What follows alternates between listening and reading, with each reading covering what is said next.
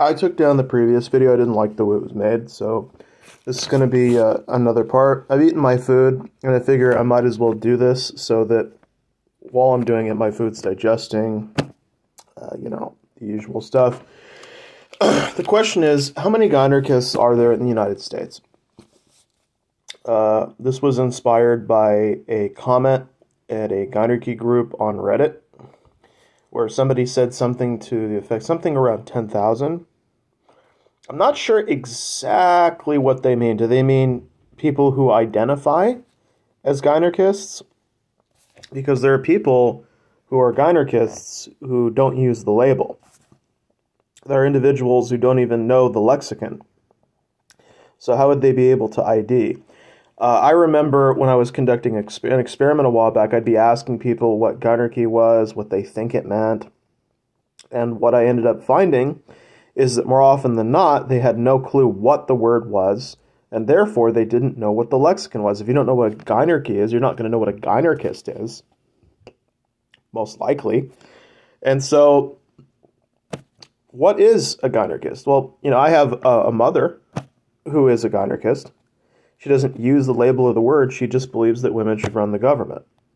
So, if you believe something, but you don't use the label or you shy away from it, does that mean you're not, not somebody who wants women running things?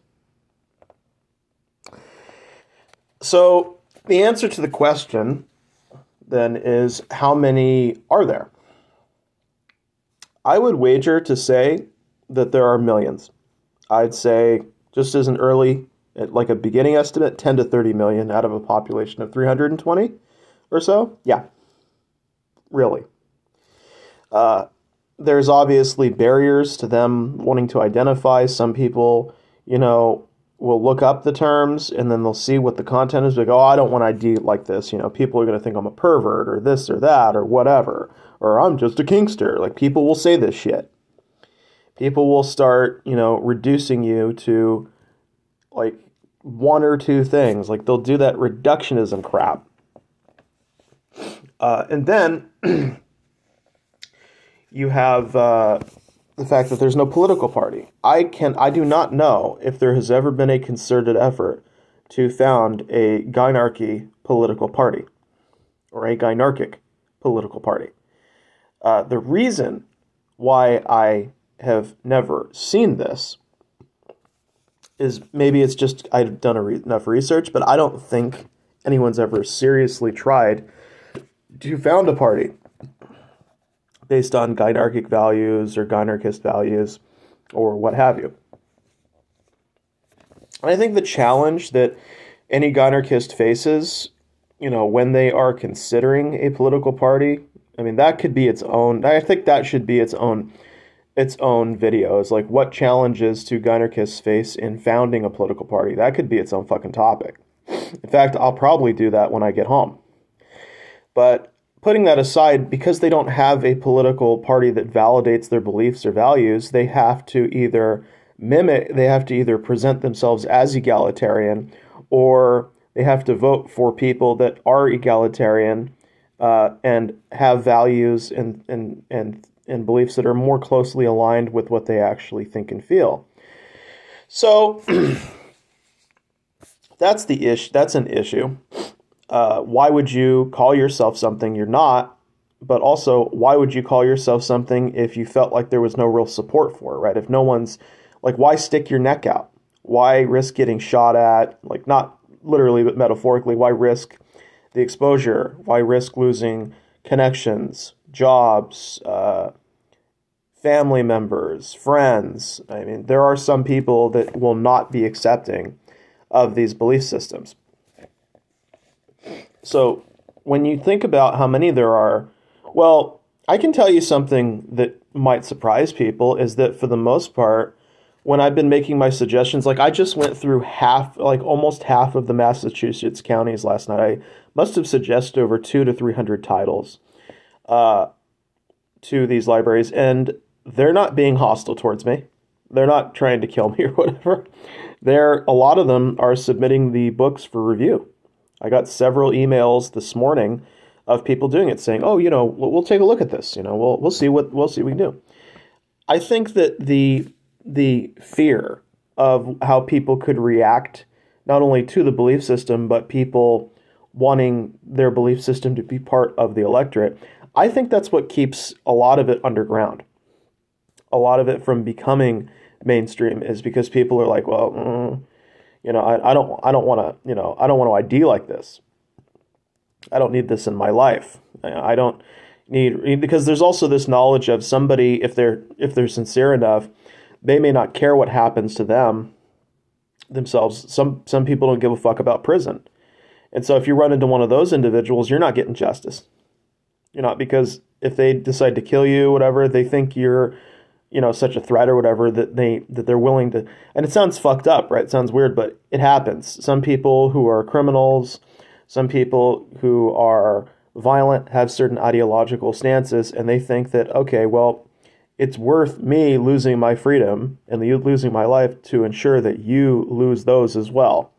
And if you get to that point, it kind of just brings into question, like, how do you know who's violent? How do you know who's willing to harm you over these beliefs? And it's just easier to stay quiet. And also, when you think about how Gynarchists even interact today, I mean, what is our level of visibility with the public? I only know of a few individuals who get on camera and who call themselves Gynarchists, like people who will literally show you their faces, whose public information is out there. Most other people are using avatars, or they have accounts on different websites like X or Reddit or on FetLife or whatever, but they're not showing who they are. They're not getting in videos and talking. They're not putting themselves into harm's way in the same way that others are. And how does that influence the way Gynarchists feel about how they should self-identify in public? Well, if they see that there's very few of them who are willing to do it, there's always that other fear too, is like, what happens when too many of us start to self-ID and get on camera? Like, okay, you've got this weird oddball guy over here doing it. You have some women in the community doing it. What happens when 100 of us start getting YouTube channels, or 200? Is there going to be a point at which we become so large that we start gaining attention from the powers that be, from people who have a bigger influence than we are? And can they shut us down? Can they take everything away from us? So I think that the fear of that, and I think a lot of other fears do influence the way that we're going to want to identify ourselves in whatever spaces that we're in. But I have hope. I remember How to Simp talked about hope. I do have hope that there are actually way more than I mean, I've run into people in my local. I had an incident in Sam's Club where I talked with an employee, and they basically said they think women should be running everything. Sorry, like that men shouldn't be running it at all. So they do have these. The sentiment is out there. The beliefs are out there. So the question is, how do you get people to have what are known as Gynarchic awakenings? If you don't know, there's a video on it. Like, how do you perform the Gynarchic awakening? How does the Gynarchic awakening manifest itself? And I think one of the first things you have to do is you have to introduce people to the lexicon and some of the ideas. That's one of the reasons why I'm so motivated to make the suggestions to the libraries that have, because even when it's just a library, let's say it doesn't get past the librarian or the circulation desk, they're still having to read the title and the back of the book. They have to browse through the contents. They're exposing themselves to something that is very unique in American literature. And that's going to make an impression. So even if your suggestion doesn't get past the librarian, you have just informed one individual of the existence of the word Gynarchy, of an author who is a Gynarchist, and also potentially unlocked their curiosity about the subject. Because otherwise, how can you be curious about something you don't know exists? If you don't know what you don't know, how do you know? So even just suggesting it is a victory. So when you spread the lexicon around, when you talk about the ideas associated with the lexicon, and you give the lexicon something to attach itself to, maybe people will go to that as well. But it's going to take a lot longer. So After I'm done with Massachusetts, I'm kind of going down the line to the other liberal states. I'm going by most liberal or open-minded or whatever to least. And when I get to around 10, then I'll be hopping and skipping around other countries that I consider to be more open-minded. I've also got to correct my mistake with California. I went by one library in each county, but I didn't realize that I need to go by each individual library. So that's going to be a challenge because there are 58 counties in California. So somebody's going to have to.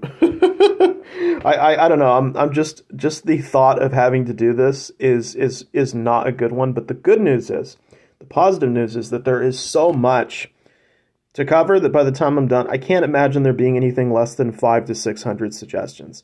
Like, it's going to be immense. Anyways, thank you for your time, everybody. I look forward to making that next video about the challenges the Gynarchists would face forming a political party. So that'll be great. I think that'd be a lot of fun to talk about. Peace out, everybody. Please take care.